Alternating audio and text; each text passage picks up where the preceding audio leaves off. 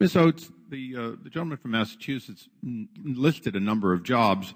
Weren't most of those jobs that in fact rely on subsidies? In other words, the boom in the industry of insulating new windows, that was a stimulus program. So you were creating job training for jobs that were created under the Stimulus Act in that case.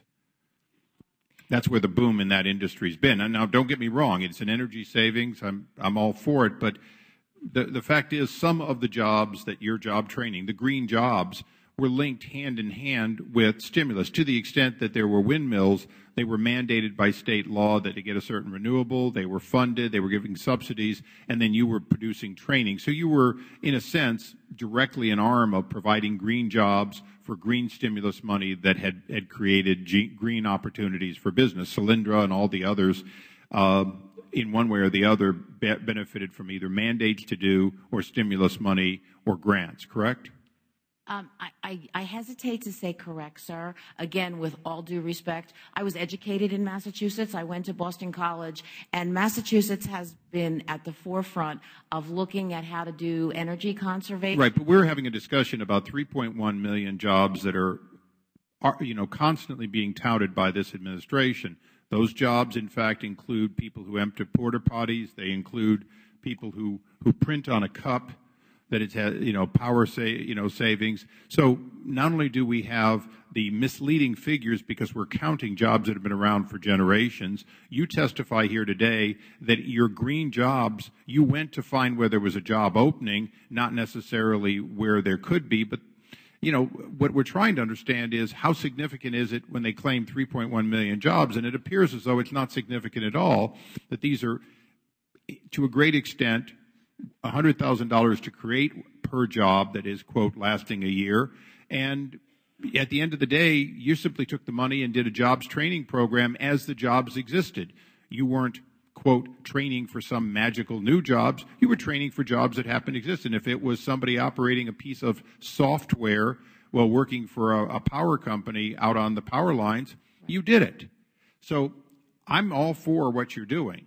I just want to make sure that we define that when the president is constantly touting 3 million new jobs, or Secretary Solis is, they're touting jobs that under the definition, I think we'd have a hard time finding them. So let me switch subjects. Sir, if I may, I can't answer making an if-then clause. So I just don't know if the people that we trained in Massachusetts with our dollars, and we trained a lot of them, were being trained for jobs that existed because of other government subsidies. I don't disagree with you, but I think you were asking me to say that those jobs were only created because there was some of them were. That's all I was asking. Yeah, I don't disagree that there were jobs created everywhere, but I hope that we don't train for jobs because they get a federal subsidy. We train for jobs. But let me run you through some questions here, because you're here because we're having a green jobs counting discussion.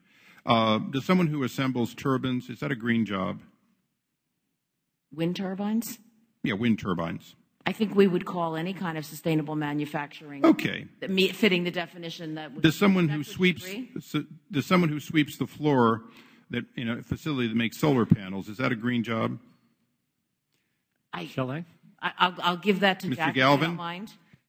We have a two-part definition. We already had the briefing on that, so right. Just answer the question. So if you're sweeping the floor in a solar panel production facility, is that a green job?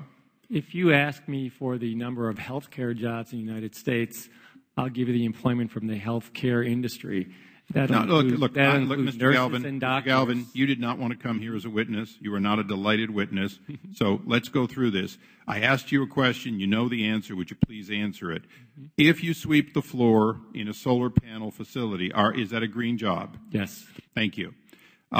If you drive a hybrid bus, public transportation, is that a green job? According to our definition, yes. Thank you.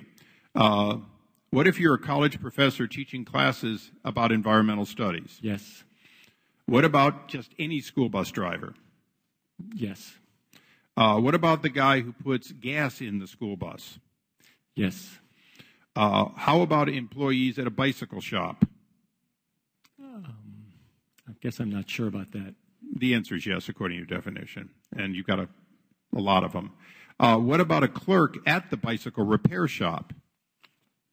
Yes. What about someone who works at an antique dealer?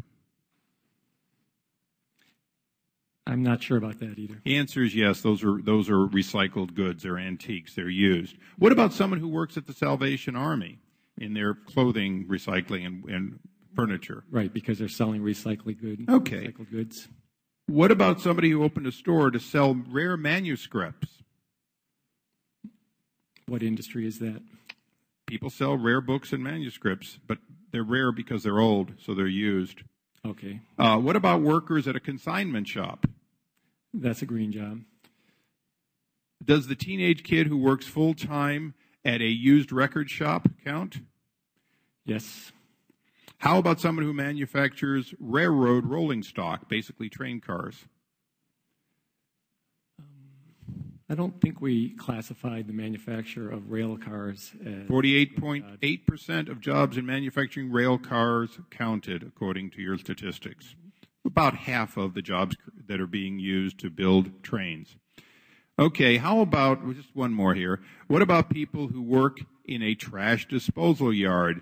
Do garbage men have green jobs? Yes. Okay, I apologize. The real last is, how about an oil lobbyist? Wouldn't an oil lobbyist count as having a green job if they are engaged in advocacy related to environmental issues? Yes. Thank you. And with that, I go to the ranking member, Mr. Cummings.